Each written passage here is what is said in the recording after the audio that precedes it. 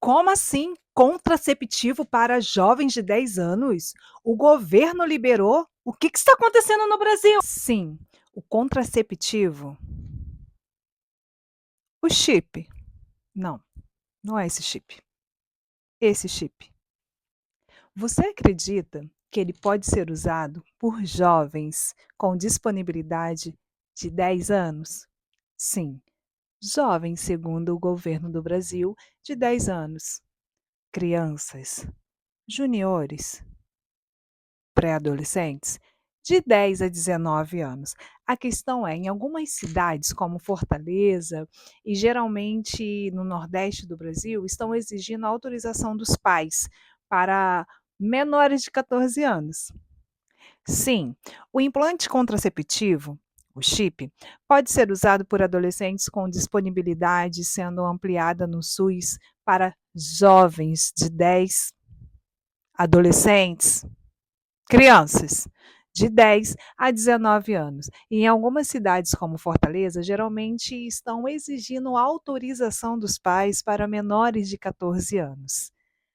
A aplicação envolve uma avaliação médica com testes de gravidez prévio e eficaz e, enfim.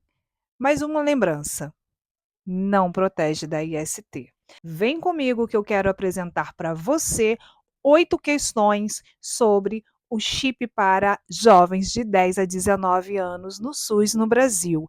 Porém, o oitavo motivo que eu vou te apresentar vai fazer com que você mude totalmente a sua ideia sobre essa situação. Eu vou lhe explicar o que está acontecendo, porque alguns governos, no caso no Brasil, está incentivando o uso do chip, o anticoncepcional em adolescentes. E quais são os benefícios? Tem? Ok. Quais são os riscos?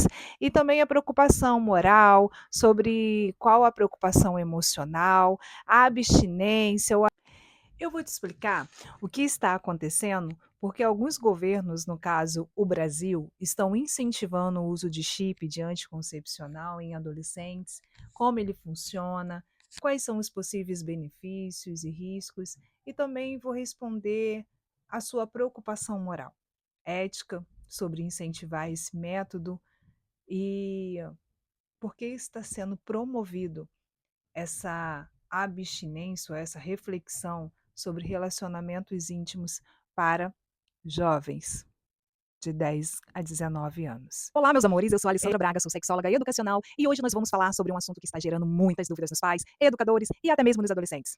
Lembra do chip? Sim, o uso do chip contraceptivo que o governo está estimulando para adolescentes. E é claro que vamos conversar sobre isso à luz da educação sexual integral, com princípios e valores, não se esqueça, prevenção emocional, prevenção sexual e responsabilidade acima de tudo. Tudo que faz parte do meu trabalho aqui no canal. Antes de começar, se inscreva no meu canal. Não se esqueça. Curte, comenta, é muito importante para que o YouTube entenda que o assunto que nós estamos aqui refletindo, ele é importante para você, para mim, para a família brasileira, para que possamos crescer e que este conteúdo chegue ao máximo de pessoas possível. Vem comigo? Primeira reflexão, família: o que está acontecendo no Brasil? Nos últimos meses, o Ministério da Saúde aprovou e começou a distribuir no SUS um método contraceptivo chamado Implanon, conhecido popularmente como chip. Esse chip ele é inserido no braço, libera hormônios, tem eficácia altíssima e dura até 3 meses. Isso mesmo, 3 meses. A proposta do governo é reduzir casos de gravidez precoce, especialmente em regiões de maior vulnerabilidade social, e a recomendação oficial inclui adolescentes de 14 a 17 anos. Mas não se esqueça das jovens de 10 anos. Mas essa política pública inclui várias questões. É seguro para o adolescente? Quais são os efeitos colaterais? Isso incentiva a vida sexual precoce?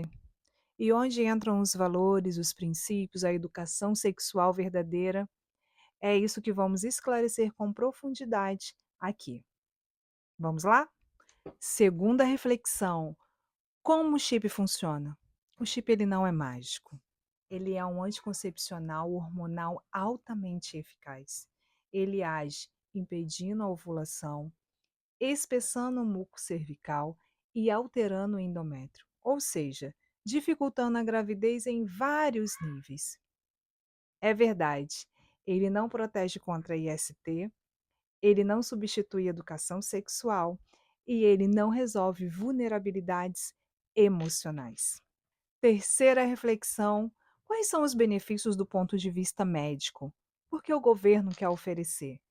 Evita gravidez precoce, funciona sem depender de memória diária, alta eficácia, é reversível, evita interrupções escolares e sociais causadas pela maternidade precoce. Do ponto de vista da saúde pública, isso parece um avanço, mas precisamos falar do outro lado. Quarta reflexão: efeitos colaterais e riscos.